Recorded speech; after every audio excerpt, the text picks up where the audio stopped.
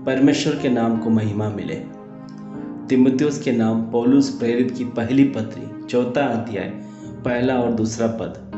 परंतु आत्मा स्पष्टता से कहता है कि आने वाले समयों में कितने लोग भरमाने वाली आत्माओं और दुष्ट आत्माओं की शिक्षाओं पर मन लगाकर विश्वास से बहक जाएंगे। यह उन झूठे मनुष्यों के कपट के कारण होगा जिनका विवेक मानो जलते हुए लोहे में दागा गया है।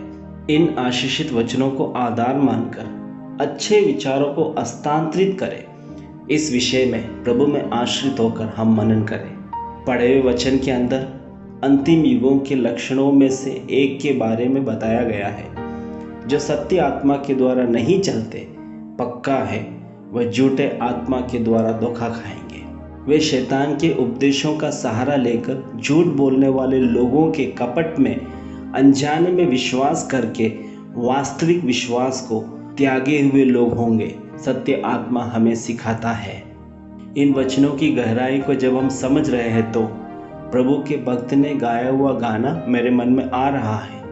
सत्य आत्मा मेरे अंदर आ और वास कर अनंत जीवन में पहुंचने तक पाप, न्याय, धार्मिकता के बारे में सिखाकर सुबोध देकर चलाना गीतकार हमें सिखाता है।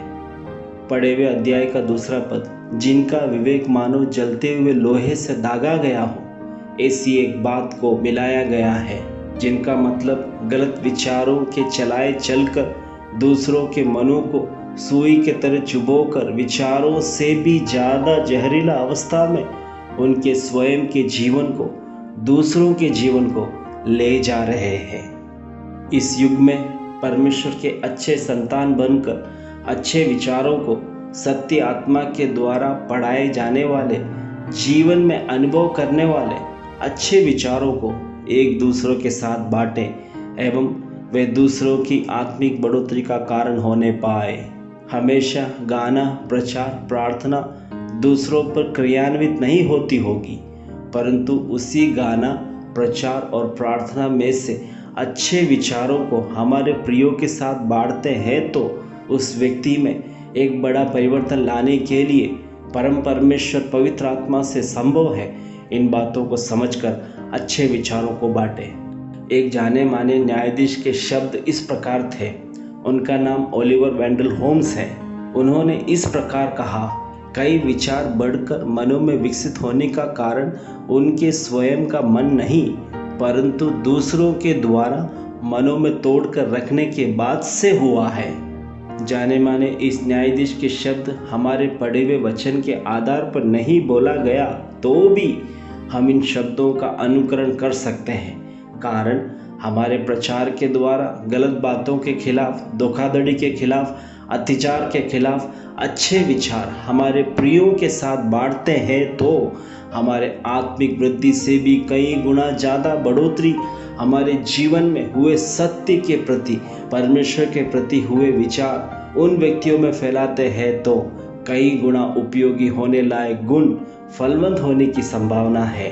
वो व्यक्ति हमसे भी ज़्यादा आत्मिक वृद्धि पाकर परमेश्वर के राज्य में प्रवेश करने, अनंत जीवन का अधिकार पाने में परमेश्वर उसकी सहायता करेगा। इस पृथ्वी में अच्छे विचारों को बांटने वाले बन के रहते समय समझने की बात है, अनावश्यक बातें हमारे कानों में कोई ना डाले, चाहे वो कितना करीबी मित्र भी क्यों ना हो। परख की बुद्धि और परख की आत्मा के द्वारा सारी फालतू के विचारों को हटाकर जीवन जीने के आत्मिक परिपक्वता के साथ इन युगों में हमें अच्छे विचारों को प्राप्त करना है। आंखों को बंद करें, प्रार्थना करें। परमपिता, इस पृथ्वी में जब हम रहते हैं, परमेश्वर के प्रति, सत्य के प्रति अच्छे विचारों को विनिमय करने में हमारी सहायता करने के साथ जो नहीं चाहिए उससे रोक कर, नष्ट कर परमेश्वर के अनुग्रह में आश्रित होकर सत्य आत्मा की अगुवाई में जीने के लिए परमेश्वर हमारी सहायता करने पाए, यीशु के नाम से मांगते हैं। आमीन। Have a blessed day.